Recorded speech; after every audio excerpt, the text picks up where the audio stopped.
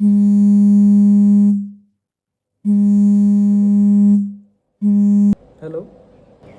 सत्यनारायण भैया। हाँ, कौन? कैसे हो? अच्छा, मनीष भाई। हाँ, कैसे हो? ये आपका नंबर है? हाँ, ये मंदिर पे बैठा था तो मैंने कॉल किया। ये आपको भी करा था, याद करा था मैं आपको। मुझे तो पहले यकीन नहीं, मतलब उम्मीद नहीं थी कि आपका कॉल आएगा। आप, मुझे लगा आप भूल अच्छा, जाओगे। नहीं नहीं नहीं, ऐसे थोड़ी भूल जाएंगे हम, याद रखेंगे आपको।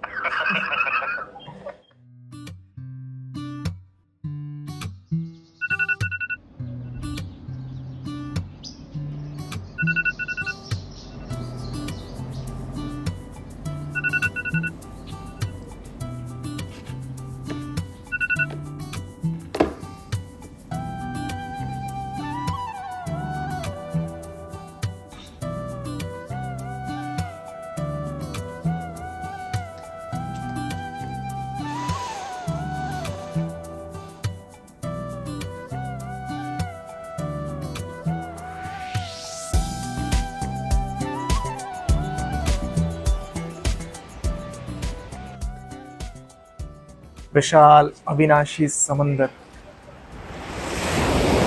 सुबह सुबह जब उठ के देखो ना, सूरज की कोमल किरणें जब इस पे पड़ती है,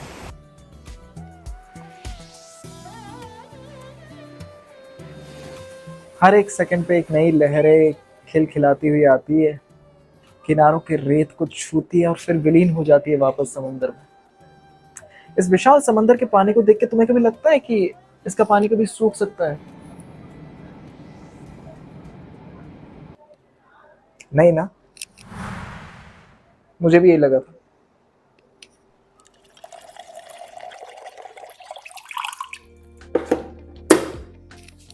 तो पूरे दिन में एक समय ऐसा भी आएगा जहां पर ये समंदर 2 किलोमीटर पीछे चला जाएगा। जो किनारों पे अभी पानी है वो सूख जाएगी। जो नाव भासमान अवस्था में देख रहे हो, भूस्थल पे आ जाएंगे, जैसे कि खड़े हैं जमीन पर। छोटे से टाइम पीरियड के लिए होता है, उस समय पे ऐसा लगेगा समंदर भी सूख गया, पर नहीं। पर तुम सोच रहे होगे कि मैं समंदर की कहानी क्यों बता रहा हूँ तुम्हें। समय दो, वीडियो के एंड तक ये भी पता लग जाएगा। अब कहानी शुरू करने से पहले तुम फटाफट दर्शन कर लो थोड़ा सा, ठीक है? तब तक मैं नहा के आता हूँ।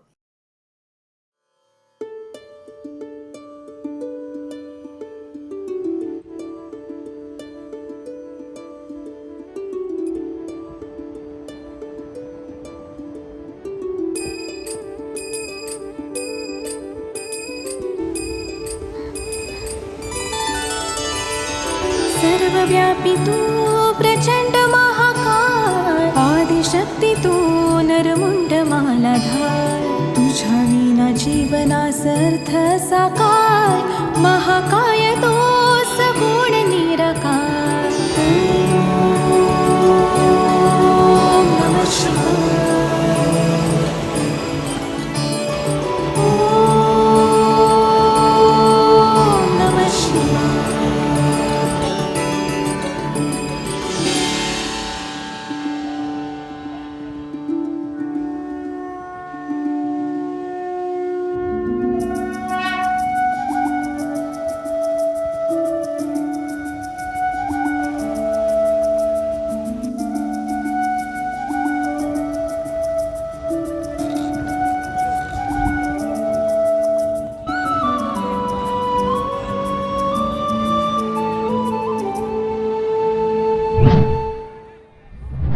दोस्तों, तुमने जुबिन नौटियाल का वो गाना सुना है, पता नहीं किस रूप में आकर नारायण मिल जाएगा?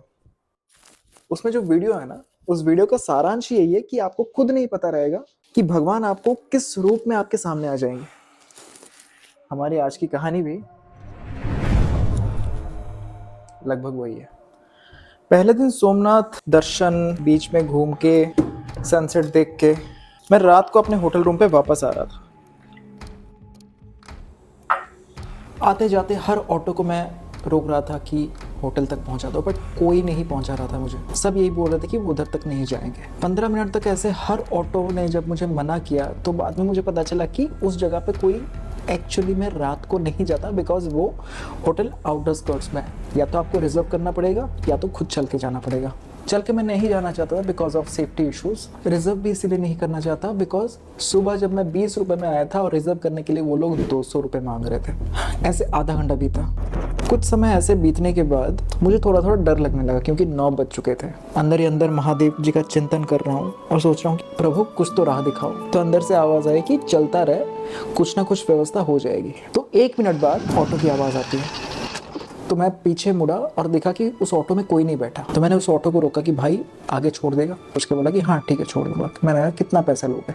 तो उसने बोला कि 100 रुपये लूँगा। तो जैसे ही उन्होंने मुझे 100 रुपये बोला तो मैं खुश हो गया। मैंने बोला कि चलो एटलीस्ट ये 200 तो नहीं बोल रहा है। तो बिना टाइम वेस्ट किए मैंने उनको काउंटर ऑफर दिया कि 80 में चलूँगा, चलोगे तो बताओ। तो वो 2 सेकेंड ऐसे सोचे, हंसे और बोले चलो बैठो। मुझे थोड़ा सा अजीब लगा उस टाइम पे कि ऐसा कैसे हो गया कि इतने दयालु तो कोई ऑटो वाला नहीं होता। ये ऑटो वाला मुझे 100 रुपये बोल रहा है जाने के लिए और 80 रुपये जब मैं काउंटर ऑफर बोल रहा हूँ तो वो मान गया। और वहीं से शुरू होती है कहानी आज के एपिसोड की। Welcome to Stories in Motion guys. तो उस ऑटो में मैं बैठा। अब मैं ऐसे ही नॉर्मली उनसे बात कर रहा हूँ कि अंकल आप कहाँ से हैं, आपका घर आगे है क्या, आप इस तरफ से जा रहे थे तो राज़ी हो गए आप। तो उन्होंने बोला कि नहीं आप तो इस रास्ते पे वैसे कोई नहीं जाता, आपने पूछा तो मुझे लगा कि आप कैसे जाओगे तो इसलिए मैं ले गया आपको। Thank you uncle. आपका नाम क्या है? मेरा नाम मनीष। आप कहाँ पर रहते हो? मेरा कोई घर नहीं है। फिर मैं 1 सेकेंड के लिए रुका। घर नहीं है तो मतलब आप रहते कहाँ पे हो? मैं तो पेट्रोल पंप पे रहता हूँ। रहने के लिए आपके पास कोई घर नहीं है? तो बोलते हैं घर है पर मैं जाता नहीं हूँ। तो अंकल आपकी फैमिली में कौन कौन है? कोई नहीं है, मैं अकेला ही हूँ। आपकी बीवी बच्चे? बीवी नहीं है, बीवी छोड़ के चली गई। मतलब आपका घर नहीं है? किराए का है, मतलब घर पे नहीं जाता हूँ सोने। तो घर पे आपके कौन कौन है? कोई नहीं, मैं अकेला। अकेले हैं? आपकी शादी नहीं हुई? हुए थे, हाँ। पापा जीते थे, जिंदा थे तब। क्या? पापा जिंदा थे तब। पापा? मेरे पापा है ना, वो जिंदा थे। हाँ हाँ। वो मेरे जो घर वाली है वो बोलते पापा के साथ नहीं रहना। पापा को कहा क्या बात कर रहे हैं? तो घर वाली कहाँ है अभी? वो इसने दूसरी शादी कर ली, हाँ। 2 बच्चे हैं, इसके घर वाली भी अभी। तो आपको छोड़ दिया उसने? हाँ।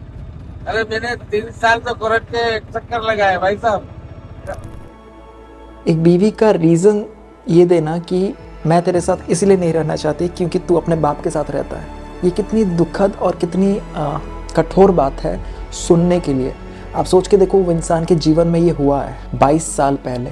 वो इंसान आज जब मुझे ऑटो चलाते वक्त ये चीज़ बोल रहा है, मैं पीछे बैठा हूँ, तो उनकी आवाज़ बैठ गई। मतलब लग रहा था कि थोड़ा टाइम इसके बारे में और वो बात करेंगे तो रो देंगे। वो इमोशन कितना भारी होता है समझ रहे हो आप।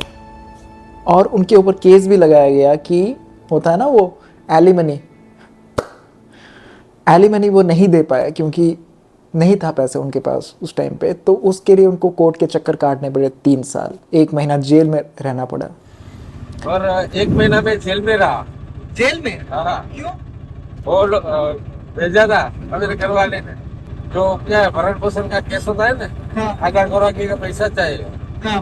भाई मैं 3 साल में इसका पैसा, तो कोर्ट क्या बोलती है कि भाई इसको 550 रुपया लेके 3 साल का जो खर्चा होता है वो दो। मैंने बोला भाई मैंने इसको निकाला नहीं, मेरे बाबूजी इसको साथ नहीं रहना, मेरे बाबूजी दूसरा खाना कौन बना के देगा। अच्छा। तो अपने बाबूजी के लिए अपने घरवाली को छोड़ दिया? अंकल आपका नाम क्या है? मनीष। मनीष? मनीष मनीष मनीष। 3-4 साल बाद शायद उनके पिताजी का भी देहांत हो गया और तब से लेके वो अकेले हैं। और वो घर इसलिए नहीं जाते क्योंकि घर पे उनको तन्हाई का सामना करना पड़ता है, अकेलेपन का सामना करना पड़ता है। और तब तक हम होटल पहुंच चुके थे। फिर उन्होंने बोला कि इतना कुछ खोने के बाद ज़िंदगी में किसी इंसान से मैं 20 रुपए के लिए तो बहस नहीं करूंगा। तो आपको ऐसा नहीं लगता कि 80 रुपए जैसे सर देखो मेरे को 24 घंटे में एक बार खाना चाहिए। एक बार खाते हो आप? एक बार सुबह जो कुत्ते लोग होते हैं तो इसका 100 रुपये का रोज का बिस्किट होता है। गरीब आदमी आ जाएगा तो इसको खिला देता हूँ। नहीं पैसे के क्या करूँ, बचा के क्या करूँगा, मर जाऊंगा तो कौन यूज करेगा। आज मेरा आपको आपको याद नहीं आती घर वालों की? आप या आप इस उम्र में आपके साथ कोई अगर घर वाला हो? आती है, क्या करें, क्या करें, चलो आप बताओ। जो अपने अपने का नहीं, जो घर वाली मेरी अपनी है, वो मेरा सब परिवार को नहीं वो संभाल पाएगी तो इसको रखी क्या है। देखो आप है ना, आपके माँ बाप भी हो गए, मम्मी पापा तो हो गए, चलो मम्मी नहीं है, पापा अकेले आपको खाना खिला रहे रसोई करते। 17 साल मेरा मम्मी गुजर गई, 17 साल मेरे को खाना खिलाया मम्मी को, बरोबर। और मेरे शादी और 15 दिन में मेरी बीवी बोलती है कि मेरे को पापा के साथ ही रहना, अलग हो। अच्छा, शादी के 15 दिन बाद? तो मैं पापा को चुनूंगा या घर वाले? आप बोलो, पापा को तो नहीं छोड़ सकते। और पापा की सेवा मेरे वो लिखी थी मेरे नसीब में, तो मैंने पापा के जो कपड़े लेट्रिन वाले साथ लिए। मैं सर पढ़ा लेकर 10 कक्षा, ज्यादा नहीं पढ़ा। बस ये तो। हाँ, और मैंने ऑल गुजरात फोर्ट पे काम किया। तो मेरे जिस भाई साहब को आ जाते हैं, अच्छा लगता है, चलो 20 रुपये के लिए क्या है बेटा।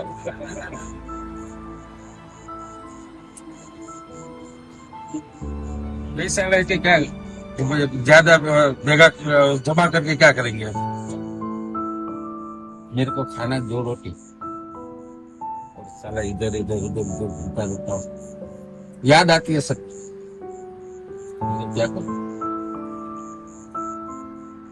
जैसे याद करता तो मेरे जो हनुमान जी महाराज तो है, वो भी अकेले, मैं भी अकेला जी लेते हैं।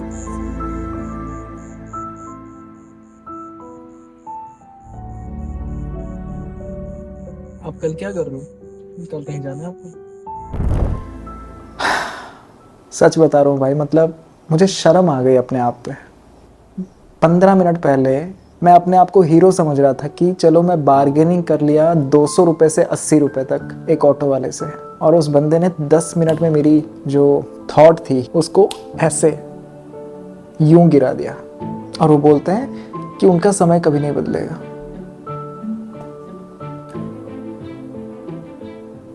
समय से याद आया, समंदर पीछे चला गया है। आओ दिखाता हूं।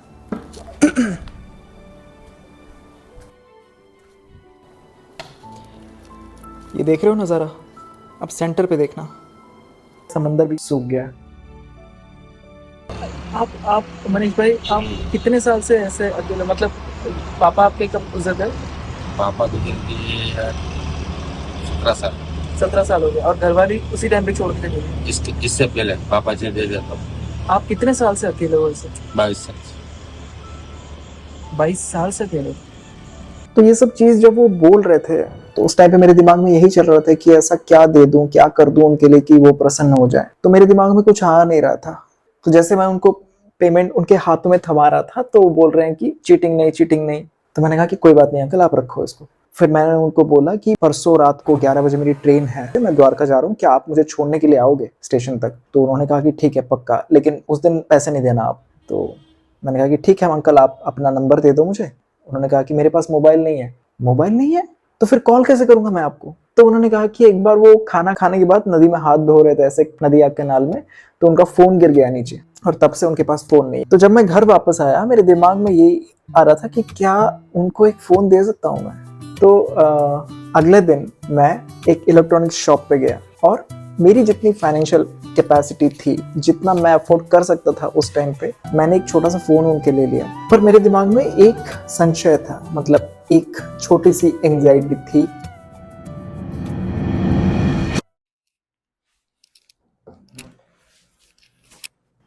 मुझे घबराहट इस बात की हो रही है कि वो परसों शाम को मिले थे मुझे, अब उनके पास कोई फोन नहीं है, सिर्फ वो प्रॉमिस जुबान दिया है बस। पुराने जमाने में होता था ना जिस टाइम पे फोन नहीं होता था, कुछ नहीं होता था, वैसा वाला फील आ रहा है। अब मैं हूँ कॉर्पोरेट वाला बंदा, हमको आदत है मीटिंग शेड्यूल करके बात करने की। थोड़ी सी 1% घबराहट ये हो रही है कि किसी कारण की वजह से अगर वो नहीं आए, ऐसा कोई मतलब बैकअप भी नहीं है कि मैं उनको कांटेक्ट कर पाऊं कि कहाँ ढूंढूं जाके।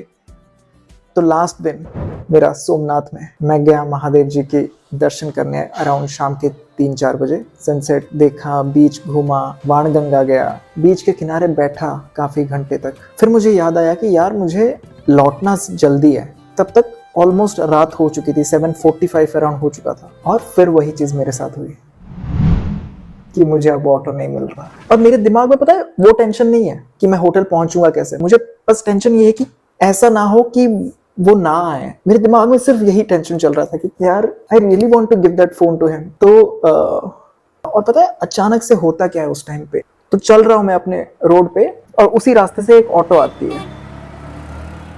और जैसे ही मैं उस ऑटो को रोकने जा रहा हूँ कि भाई रुक जा, मुझे छोड़ देना, और मैंने देखा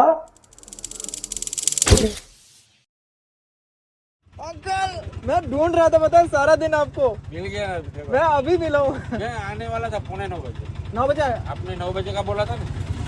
अभी बिजी हो कि चले? चलो अभी छोड़ दो, चलो। मैं थोड़ा।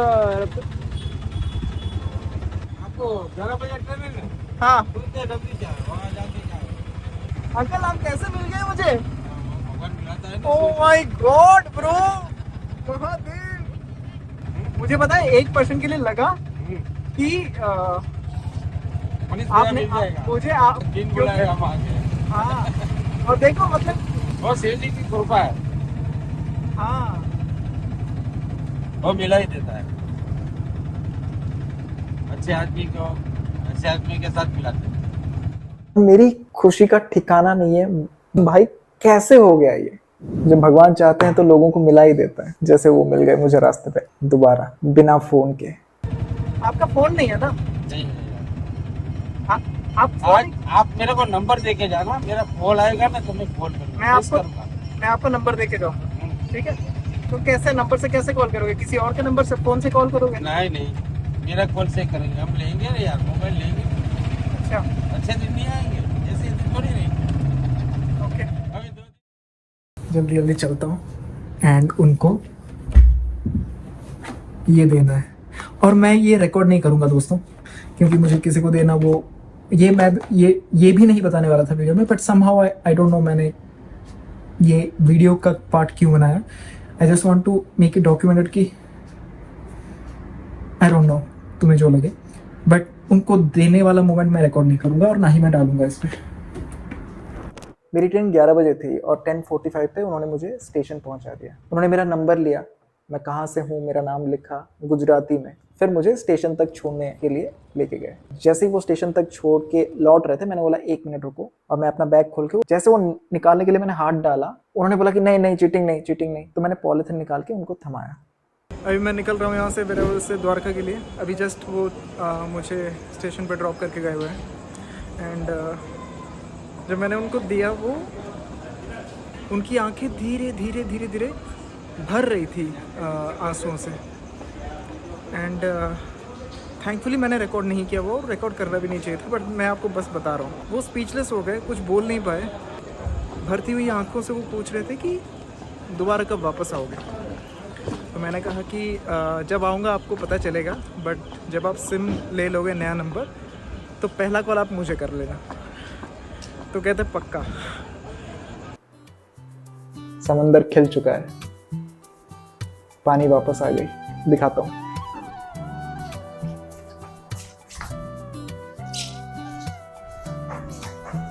एंड फाइनली दोस्तों, इस पूरे वीडियो से तुम्हें जो लेसन लेना है तुम ले सकते हो।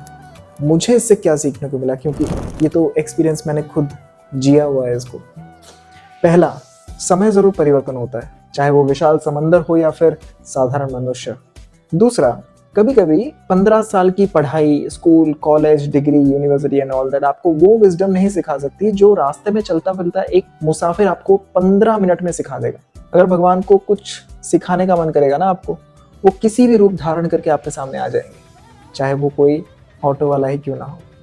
अगर आपको वक्त मिले ना, उस गाने को जरूर सुनना, जुबिन नौटियाल का। उस गाने में ना एक सेक्शन है, वो कहता है कि अगर कर्म तेरे पावन है सभी, डूबेगी नहीं तेरी नाव कभी। तेरी बाह पकड़ने को वो भेस बदल कर आएगा, पता नहीं किस रूप में आकर